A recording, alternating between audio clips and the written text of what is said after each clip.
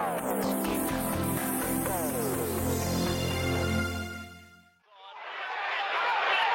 one was a bit of a glancing blow. Tillman now is trying to fight Mike Tyson. He should be doing a lot more movement than he is now. He's allowing Mike Tyson to trap him in the corner.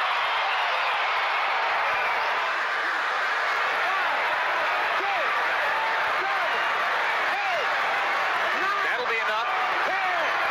I have as we watch this again, and there is the punch, a high punch on the forehead, the sort of a punch that knocked out Trevor Berbick when Mike Tyson won the heavyweight championship. The question I have is whether you can sell another doubleheader like this with a combined 6 or 7 minutes of fighting. Well, if it's Francesco Damiani and Alex Stewart, as appears to be the case in September, those are fighters with better credentials than those of Adelson Rodriguez and Henry Tillman. This is true, but I'm just curious. I don't know whether you can. I'm not saying you can't sell it. I'm just asking whether you can. We came here for a 2-ring circus, and we got it. One more look at the Hail Mary right hand. I know I'm going to land it somewhere here. And Tillman never responded at all to Richard Steele's count. Using every inch. Oh, what a punch! You'll be able to see that you pack a fair old dig, Julian. No one's ever done that to him before. I know that. Woo, that was a beauty. Turned the fight upside down, didn't you? Oh, yeah.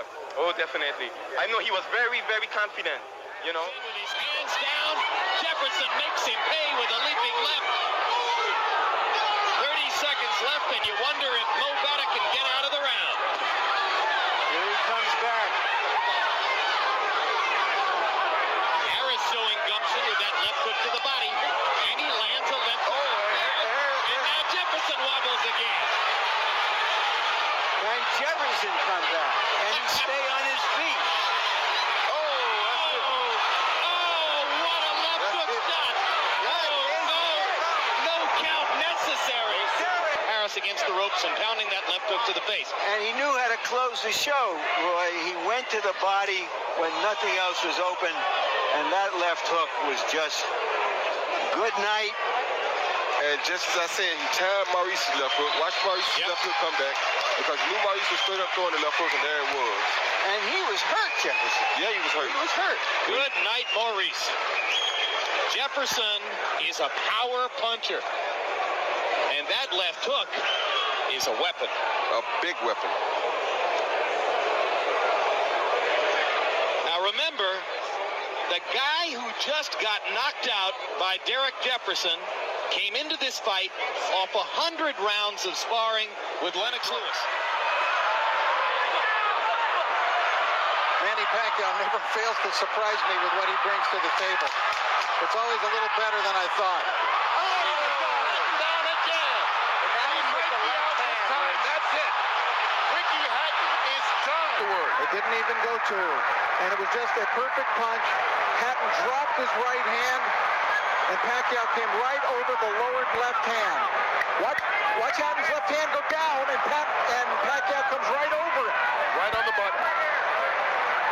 The knockout spot.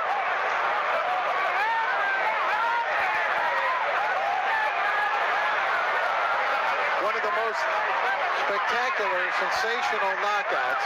And of course, our thoughts are with Ricky Hatton. We don't want to go too nuts in our commentary here, because Ricky, I don't believe, has gotten up yet. Goes to the right hand lead. And he skips past him. Man, he's got plenty of legs. It doesn't seem like Marcus has his.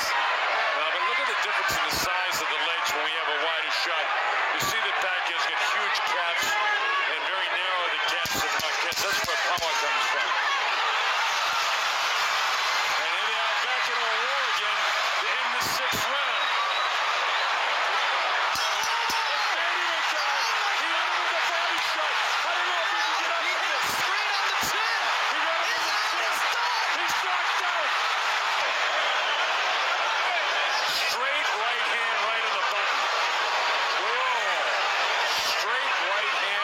Knocked him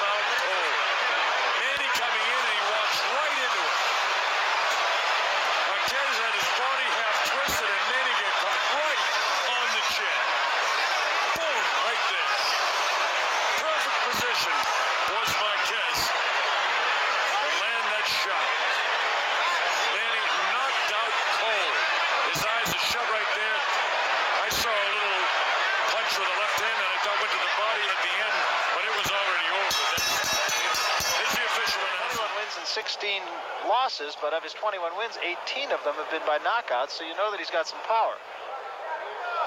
Yeah, and I took this fight on ridiculously short notice. I mean, really short notice. Yeah, I mean, he was sitting around the pool this morning, I think. Yeah, Wasn't he? and it doesn't look like he's been in real hard training.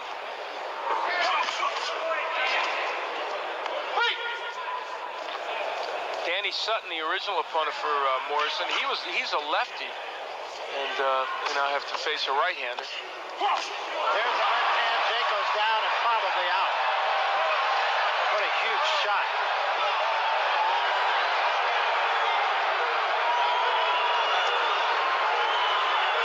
That's it. Real from this bout. In fact, it's a complete replay of the fight. Yeah, it is just about.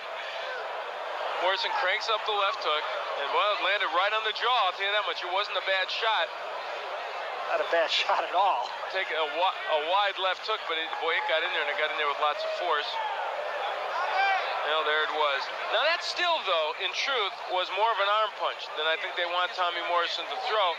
Jayco went down. Unofficial card. Jackson has won every round. Knocked Lee down with a right hand in the first round.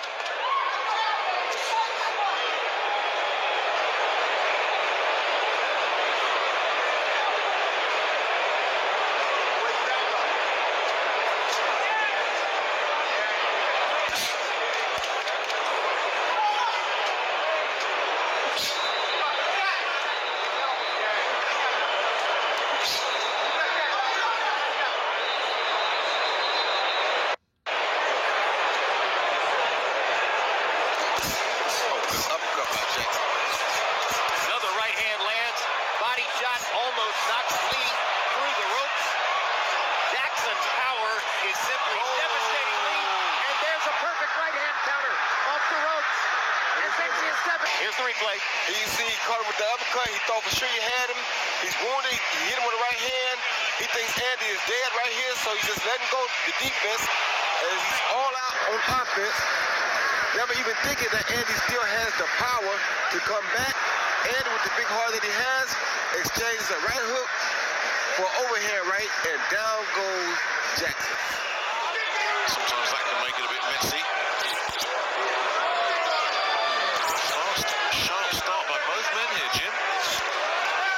Yeah, but I think Dawson's plan is to put Stevenson on the back foot, maybe to take away some of his power. But he's walked on a couple of shots already. With a good positive attitude from the champion. They're putting meat into the jab, stepping in behind it. Well, for all the questions we had about Dawson and his confidence after the debacle against Ward, big question, I suppose, against Stevenson as well.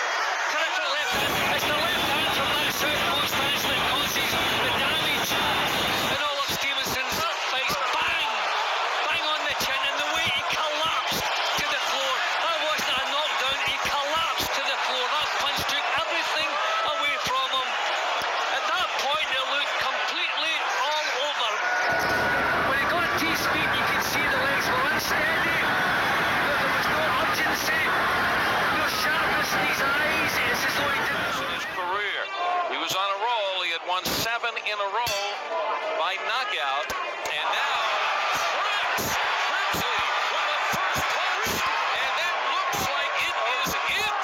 Why is the referee counting? You don't have to count on that. This fight is over. The referee counted him out. James Thunder, known as a quick starter, but we didn't think it would be that quick. Said he had to come up with something very big, and I think he did. Good feint there. Obviously, and for good reason, extremely cautious now about Roy Jones's left hook leads. Jones lands another left hook there. Griffin starts to look for counter opportunities, but still very much on the defensive with 50 seconds to go in round number 1. Huge round for Roy Jones so far. Roy Jones is playing the feinting game, and Griffin is benefiting by it. Whoa, what a left hook. What a left hook. Second knockdown of the round. That was a leaping left hook, and Griffin may not survive it. He's got trouble.